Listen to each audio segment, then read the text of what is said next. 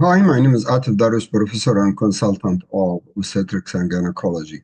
Many patients come to your clinic ask for transcervical resection of the endometrium as a solution for excessive bleeding, menorrhagia, or abnormal uterine bleeding, not responding to hormonal treatment. Uh, what are the selection criteria of a patient for successful TCRE, and what are the contraindications of TCRE? And should we still use TCRE technique in our hysteroscopic practice or not? This is the target of this lecture.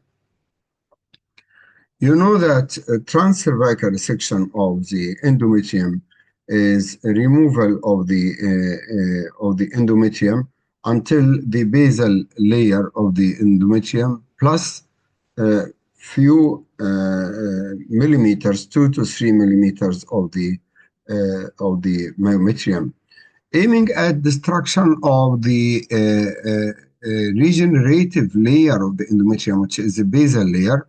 By this way, no new endometrium will develop in this case.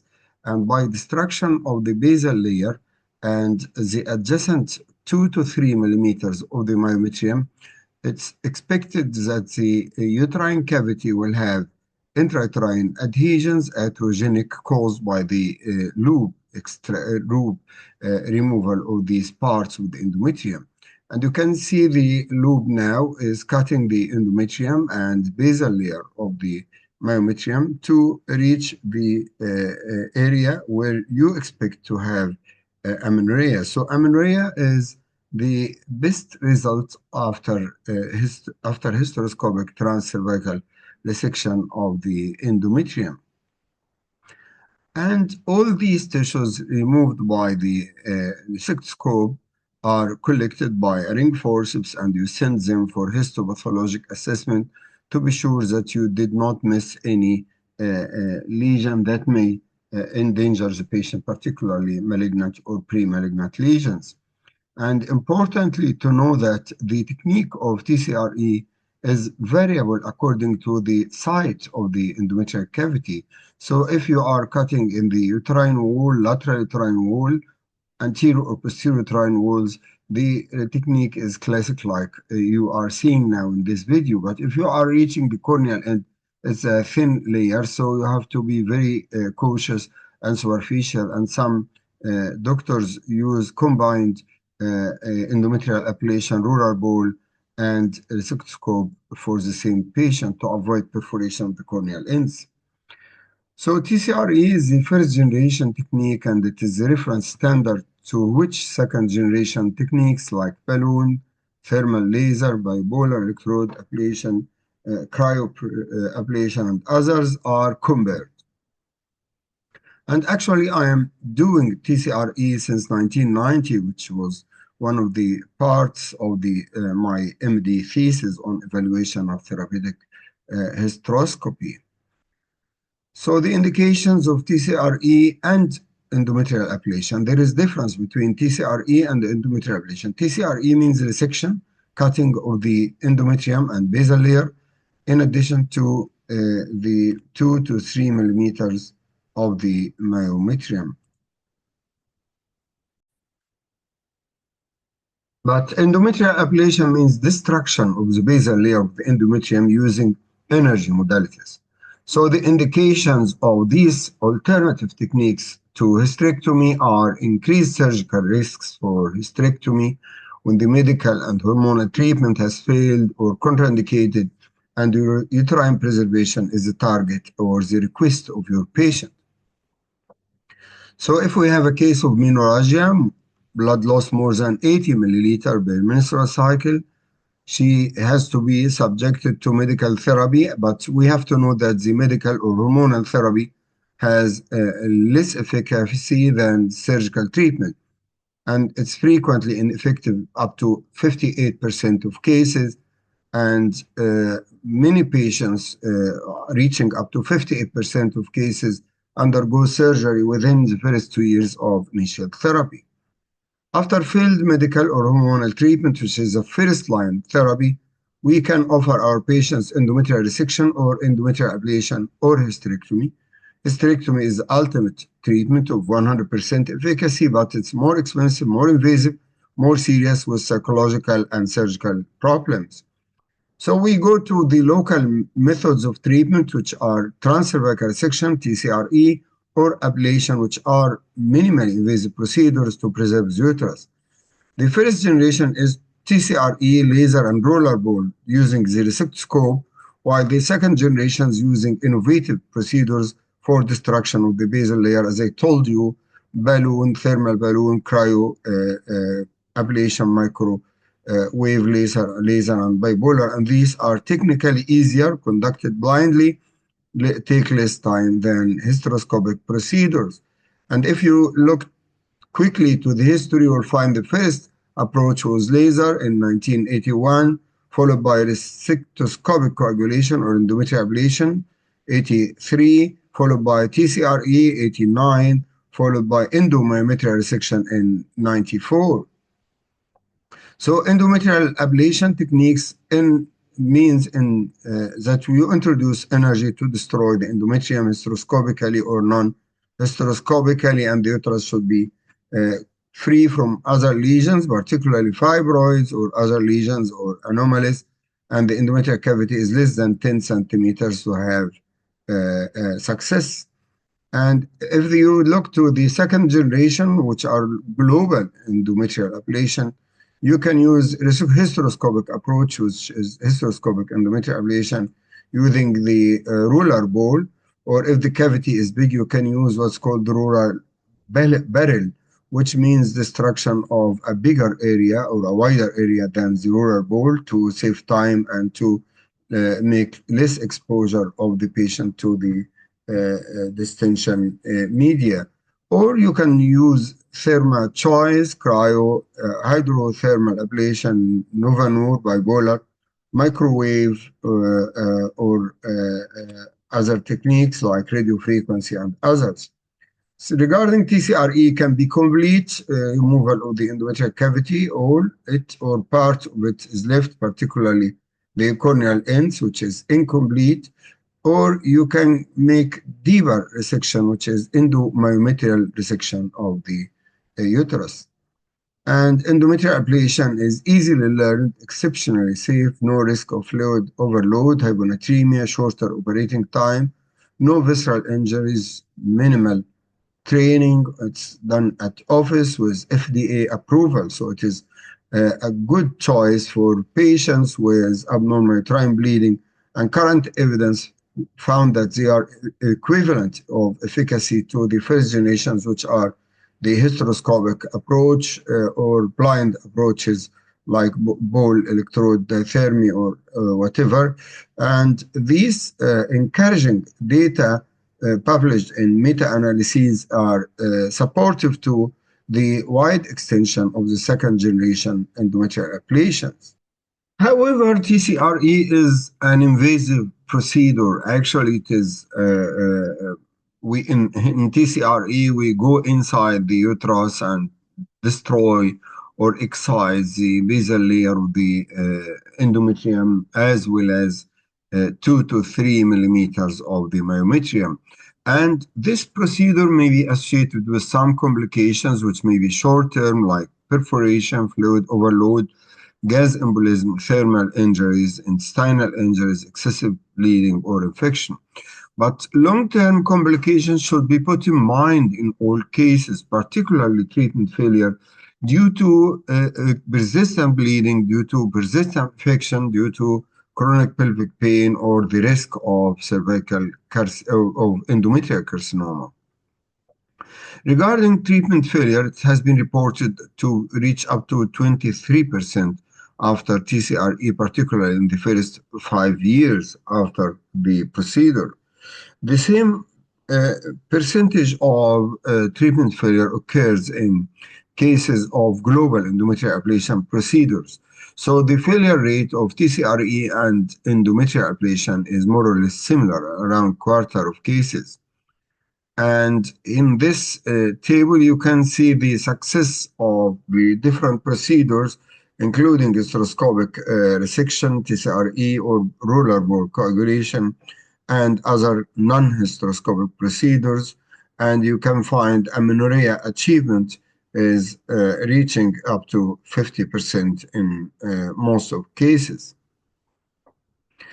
What about endometrial carcinoma? There are many studies now reporting the higher percentage of endometrial carcinoma following TCRE. And in this big study, including 17 or more than 17,000 women, TCRE cases was associated or was followed by development of endometrial carcinoma in 0.3% of cases, while endometrial carcinoma was reported in 0.02% of cases after endometrial ablation. This means that endometrial ablation technique is more safe regarding the long-term complication, which is development of endometrial carcinoma. And that's why this publication suggested that endometrial ablation should be the method of choice before TCRE in cases of abnormal uterine bleeding, as it has a protective effect on the development of endometrial carcinoma. And the explanation of this discrepancy between TCRE and endometrial ablation comes because they suggested that TCRE is less complete than endometrial ablation, which destroys the whole endometrial cavity basal layer, and TCRE reaches less deep into the myometrium, so leaves more endometrium in situ than endometrial ablation. And of course, cases of associated superficial serrated adenomyosis can be a risk factor for development of endometrial carcinoma. Another study found that in systematic review of 11 cohort studies that the incidence of endometrial carcinoma or cancer does not seem to increase in patients with a history of endometrial ablation, and there is no delay in the diagnosis of endometrial cancer after endometrial ablation, as the diagnostic methods with endometrial sampling does not seem to be a barrier after ablation. This is an important technical point because TCRE leaves a scarred endometrial cavity with extensive adhesion, so you cannot take endometrial sampling if you suspect endometrial carcinoma or endometrial lesion by TVS. But in case of endometrial ablation, the sampling is easy, and the endometrial cancer after endometrial ablation does not appear to be detected at a more advanced stage of disease. We have to put in mind one of the causes of failure of TCRE is adenomyosis. Because linear junctional zone is ideal for TCRE, but sometimes you find serrated junction zone, which means spread of adenomyosis underneath the endometrial cavity surface. In such a case, if you can excise this serrated junction zone with adenomyosis completely by resectoscope, this is a good achievement. But if the adenomyosis is intrinsic adenomyosis spreading in the myometrium, the success of TCRE is low. So if you are trying to do TCRE, you have to look by transvaginal ultrasonography to the rest of the myometrium. If it shows systemic adenomyosis or localized adenomyosis away from the endometrial cavity, you have to expect failure. And you have to tell your patient that TCRE is not an optimal or not an ideal method of therapy in such a case. But if adenomyosis is superficial, serrated junction zone just beneath the endometrium, and you go deeper with the loop of the resectoscope up to doing endomyometrial resection, this is a good option.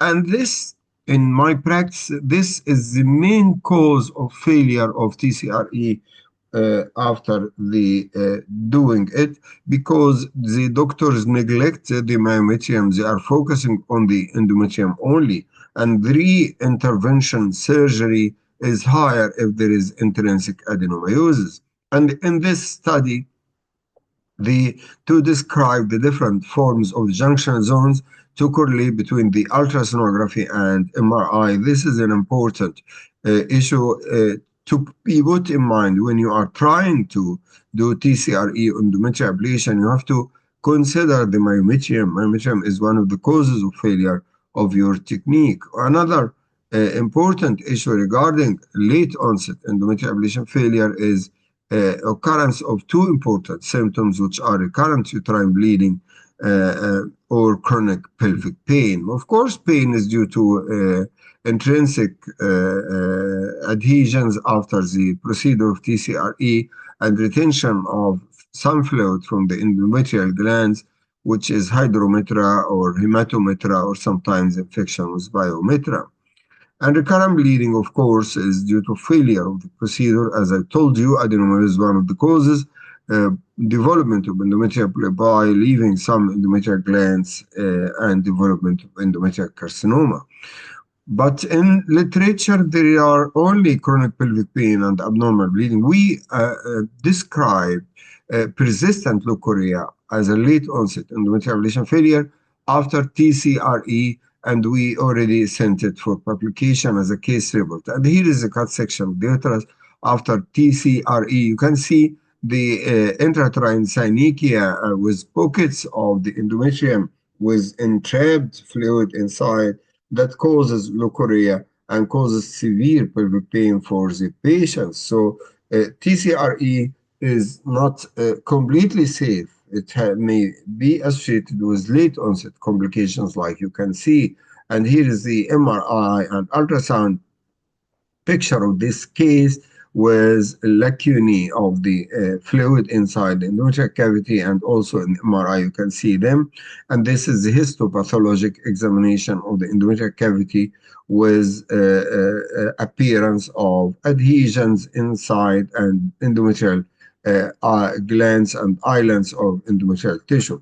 How to improve the efficacy of the TCRE? This can be achieved by doing modified TCRE to have normal menstruation or not too much amenorrhea, because some patients complaining of amenorrhea. So if you do incomplete, which is modified TCRE, leaving some areas like corneal ends, which are dangerous because of thin layer, and this is called incomplete or modified TCRE as suggested. But again, this procedure will lead to retention of normal endometrial tissue with possibility of subsequent endometrial carcinoma later on.